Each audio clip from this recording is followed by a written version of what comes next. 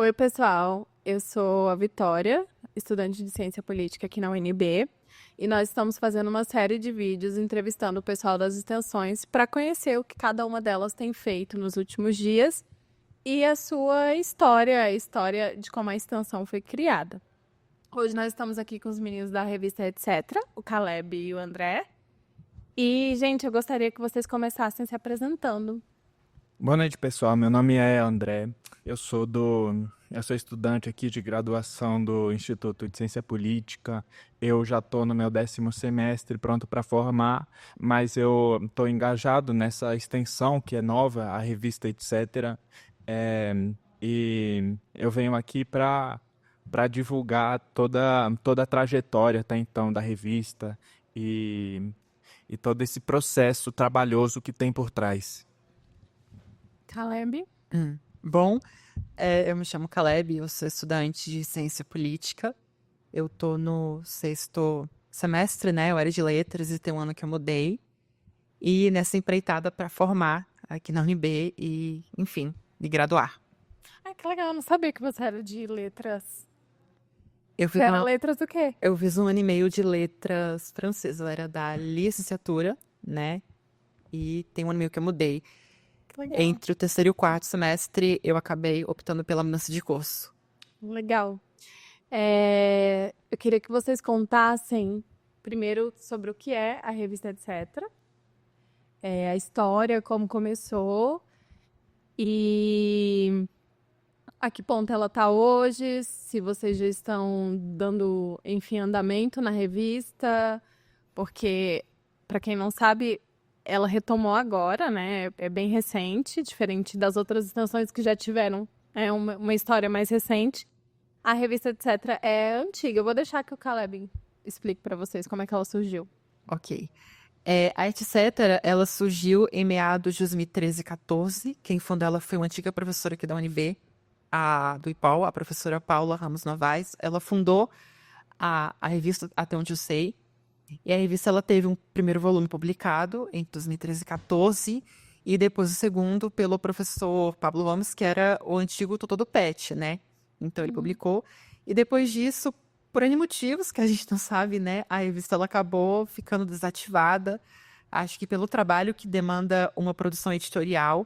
Organizar um periódico não é fácil, é uma tarefa muito árdua, muito difícil, porque envolve um planejamento, envolve interesse, e por não ser um trabalho aqui no Brasil remunerado, né? Acaba sendo bastante desafiador, porque a gente trabalha com pesquisa, né? E a produção editorial é bem assim, um trabalho bem assim, bem demorado também, que envolve uma série de fatores, né, para que a revista ela seja bem conceituada. Mas então ela ficou durante um bom tempo desativada e ano passado eu juntamente com outros colegas, né, junto com o André e com a Sofia, a gente teve a ideia de, na verdade, criar uma revista decente. Não, a retomada desse etc. Ela veio depois, agora em agosto, né, desse ano a gente começou com o Fred. Então, a gente pegou a greve. Então, assim, a gente procurou uma professora aqui do IPO, a professora Michele Fernandes, a gente conversou com ela, e ela aceitou, então, no começo do ano, tentar o edital pelo decanato de extensão. Então, a gente conversou com ela sobre a possibilidade de a gente ter um projeto de extensão que fosse a revista de graduação aqui do IPOL, entre o curso de Ciência Política e o curso de Gestão de Políticas Públicas. Então, a gente conversou com ela.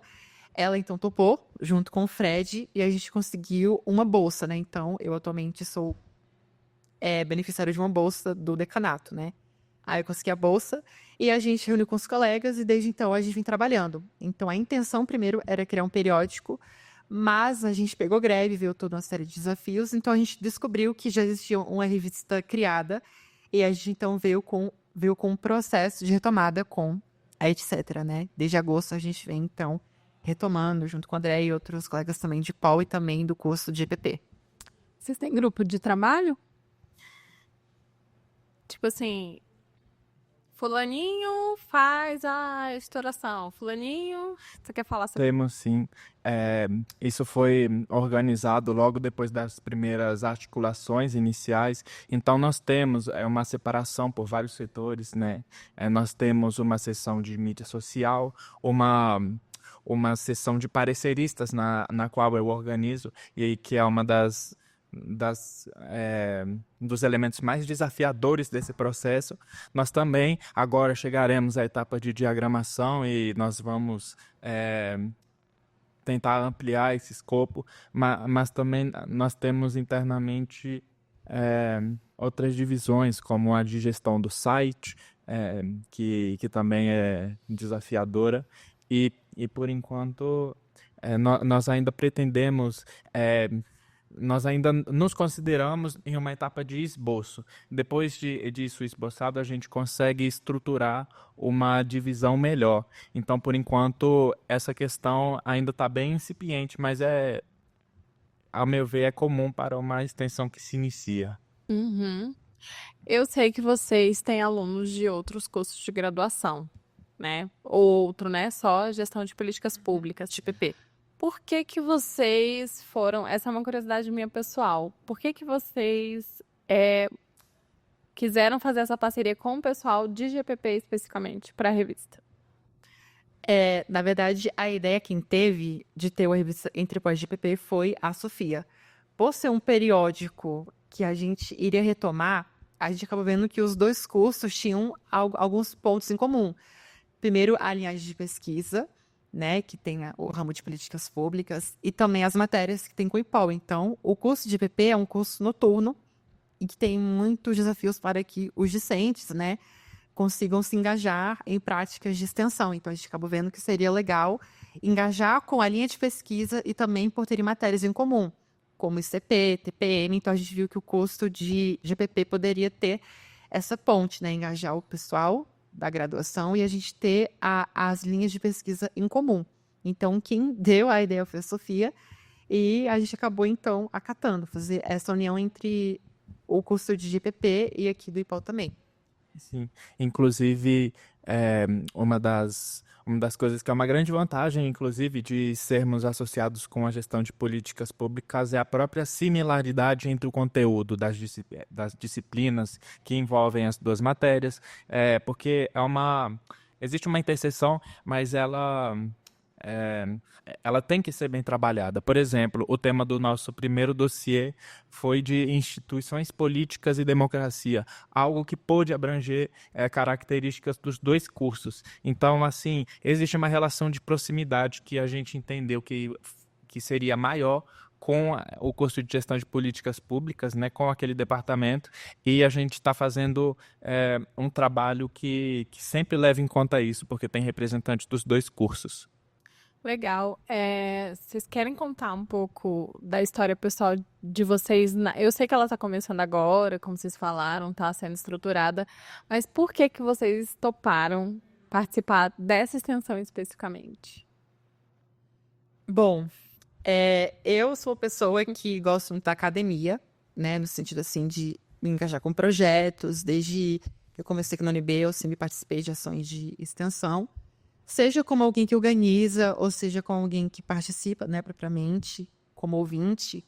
Então, a revista, quando a Sofia falou da ideia da gente ter uma revista, eu vi uma grande oportunidade, porque a historiação é um ramo desafiador, né? A gente enfrenta muitos desafios, como uma extensão que é como o Neném agora. A gente tem um ano mais ou menos que está nesse processo de mexer com a revista, mas eu acabei vendo que, para mim, que pretendo seguir na área acadêmica e quero publicar e que pretendo seguir no mestrado, doutorado futuramente, a revista acaba sendo o primeiro contato. E é um ganho para todo mundo, tanto para quem publica, tanto para quem também está organizando. Ver como ocorre o processo editorial ali de perto, você mexendo com ele.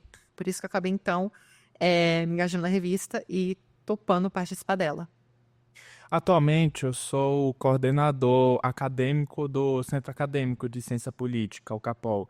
Então, assim, tendo em vista que desde junho de 2022 eu assumi pela primeira vez um papel de representante discente, eu comecei a ver e pensar como que se pode ampliar a inserção científica, especialmente aqui no IPOL, que é uma referência para a área, que nós estamos na capital do Brasil e que nós podemos ampliar as nossas capacidades de inserção de pesquisa. Então, por isso que surgiu esse interesse de ajudar, ainda que eu esteja no final do curso, e assim, de trazer mais mas um fruto que seria tanto dessa interface da coordenação acadêmica, da divulgação científica nos informes, que é algo que eu faço, quanto essa prática de editoração e publicação de artigos, o que ainda é muito incipiente aqui no Instituto. Bom, indo para a última pergunta, a gente está tá fazendo essa entrevista justamente para divulgar e o pessoal saber quais as extensões que a gente tem aqui, o que cada um está trabalhando e, né, se interessar. Tendo em vista que no próximo ano, né, provavelmente, a extensão será um componente obrigatório no novo currículo de Ciência e Política, isso significa que os alunos terão de fazer para poder formar, né? Isso vai contar como crédito a extensão. Eu queria que vocês dissessem o que vocês acham disso. Se vocês concordam que sim, a extensão precisa ser obrigatória, para que tenha, enfim, uma inclusão do alunado nisso, o pessoal participe e as extensões tenham engajamento e fortaleça o vínculo da universidade com a comunidade, né, com a sociedade lá fora, porque a gente sabe que ainda a universidade tem muitos muros. E essa é a ideia, né? Que a gente chegue até o outro lado. Desculpa. Ou não, vocês discordam, vocês acham que tem que ter liberdade, ou o aluno tem que ter liberdade para participar ou não da extensão, ou vocês acham que tem um lado bom e um lado ruim nisso, enfim. Bem, a resolução do Conselho Nacional de Educação, que nos levou a essa necessidade de cumprir os 10% das horas obrigatórias, nos leva a pensar até que ponto que nós podemos ficar sem a extensão para o nosso fluxo curricular. Agora que não vai ser impossível, nós estamos em um momento de articulação para conseguir encaixar todos os alunos nessa questão. E por isso que eu acho que vai ser uma necessidade da revista, etc., se ampliar para os novos integrantes e que eles tenham um trabalho efetivo, porque a grande vantagem de um curso de graduação ter a sua própria revista voltada para os estudantes de graduação é que a produção científica ela vai conseguir ocorrer de maneira mais precoce e de modo que o aluno já tenha um aprendizado sobre como funciona aquele processo de editoração. Ao você submeter uma revista, um artigo para uma revista, você vai ter a sua revisão de pares, que é algo que é desconhecido por vários estudantes de graduação, e quando você tem esse feedback, você recebe esse parecer, ainda que seu artigo não seja publicado, é interessante apontar que nossos pareceristas, eles são estudantes da pós-graduação, tanto mestrandos quanto doutorandos, então eles vão avaliar, eles vão preencher, mostrar as falhas, as lacunas, as ausências na sua pesquisa, e você vai conseguir desenvolver ela melhor, você vai conseguir ter um insight para sua monografia, você pode levar para um campo muito mais profundo dela. Você pode, inclusive, levar ela depois para pós-graduação, desenvolver, lapidar, porque pesquisa, para mim, diante da minha experiência, que não é grande, assim, mas que existe, ela é que a pesquisa é algo a ser lapidada, e o ponto da publicação é quando ela tiver de um modo que consiga ser lida com atenção e no campo da ciência política que ela seja uma contribuição para o poder público realizar uma ação política melhor. Essa é a grande vantagem. Bom, eu vejo que a obrigatoriedade da extensão, ela tem muitos pontos a serem discutidos, né? Então, a gente sabe da importância, porque se a extensão ela começa a ser um componente obrigatório, é porque quem propôs isso, né, para os cursos de graduação, entendeu agora, finalmente, que é importante haver a inserção de que a extensão ela tem que ser valorizada, acima de tudo, porque a universidade pública ela é feita de ensino, de pesquisa e o principal de extensão. A extensão é aquilo que a gente consegue ter contato mais com a sociedade fora do meio acadêmico. Então, temos projetos que são importantíssimos, né, dentro do próprio instituto, que é o Política na Escola, que é um projeto de extensão muito importante, que fala sobre educação política com crianças de 11, 13 anos, adolescentes no geral. E isso é muito importante porque estão reconhecendo agora que a extensão tem que ser valorizada. E, de fato, a gente percebe que, além disso, o estudante consegue ter um preenchimento dentro do seu currículo. Porque ele, participando de projetos, ele consegue, então, ali ver uma gama de possibilidades. Então, ele vai ir para fora da UNB, depois que formar, depois que concluir o curso, vai ter algo feito. Então, não fica um currículo 100% vazio, né? Porque se discute muito o que a gente fez durante a graduação, o que produzimos, de quais projetos participamos. Isso é importantíssimo para quem quer seguir a área acadêmica e para quem também não quer. Então, projetos como estratégicos para quem visa ter um engajamento ali profissional na área de consultoria é muito importante, porque você participa de uma extensão. E a revista, para quem quer publicar, é um projeto que pode ser efetivado permanentemente aqui no IPOL, porque há mais incentivo financeiro, há aumento de projetos, né, internos dentro da revista, porque é algo obrigatório. Então, a gente tem que ter meios, a gente tem que ponderar, na verdade. O lado bom é que a gente consegue ter o preenchimento curricular, mas também tem que ter meios para que os estudantes consigam se engajar dentro da extensão, para que todos tenham uma oportunidade. Eu acho que esse é o debate da extensão. E a revista conta um projeto um tanto recente, que agora está no seu processo de retomada. A extensão como algo obrigatório faz com que a revista seja algo permanente aqui dentro do Instituto e que ela consiga, então, se solidificar e ser um projeto bem conceituado e que tenha vida longa por muitos anos e que mais graduandos publiquem e que outras pessoas tenham a oportunidade de fazer parte da gestão editorial, do corpo editorial, porque nós somos passageiros enquanto graduandos, né? Quem de fato é efetivo dentro do Instituto são os professores. Então, a revista ela vai se aprimorando, outras gestões vão vir, outros membros de corpo editorial vão vir, então a gente é passageiro. Então, a revista sendo um projeto permanente, haverá uma solidificação melhor e as pessoas vão conseguir publicar e vai ser um projeto muito bem conceituado como um periódico permanente, como a revista da Pós, que é a RBCT. Ótimo, gente. Vocês querem comentar mais alguma coisa? Pode falar.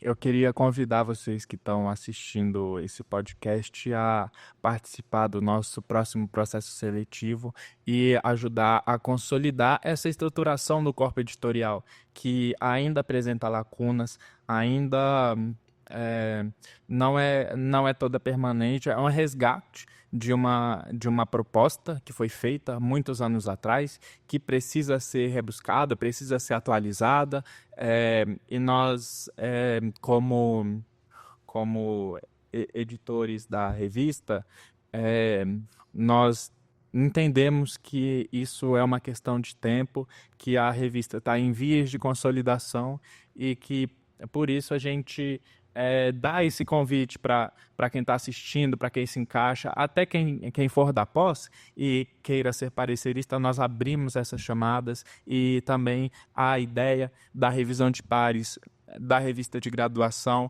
é ser uma experiência tanto para quem publica o artigo, quanto para quem participa do corpo editorial, tanto para quem avalia esses artigos que são os pareceristas da pós-graduação. Então fica o convite.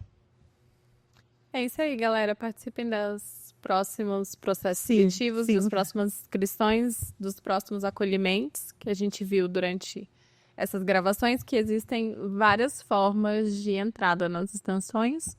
E é importante a gente conhecer e buscar participar daquelas que a gente mais se adequa, né? Daquelas que a gente mais gosta. Então fica um convite aí para vocês participarem da revista, etc., nos próximos semestres. Participem. A revista, ela, como eu falei aqui agora há pouco, ela tá começando meio que agora, né? Então nós vamos ter outros processos, então é algo muito recente ainda. A gente dentro, né, nós próprios estamos ainda nos organizando, aprendendo, principalmente porque é uma revista discente. Então, é a noção de que são graduandos que estão ali à frente daquele processo editorial, mas, para mim, pessoalmente, tem sido uma experiência incrível, muito legal mesmo estar ali à frente. É trabalhoso, mas faz parte. E é isso. E vida longa para a revista, né? Que a etc. seja uma revista muito reconhecida, que ela seja uma revista futuramente, né? Brincando, A1, mas agora nem existe mais isso de A1, agora com o modo como a CAPES avalia os periódicos, né? Mas que seja um periódico com vida longa, né? E que permaneça para sempre nos próximos anos aqui no IPOL. Isso aí. Quer falar mais alguma coisa? Não, só dizer que estamos em vias, né, de tornar esse periódico uma revista que, ainda que com a qualidade dela sendo impossível ser como uma revista da pós-graduação, que nós oferecemos uma abertura para que os discentes iniciem seus estudos, iniciem assim, portanto, sua carreira acadêmica, é a grande oportunidade que apresenta a revista, etc. Muito obrigada, gente.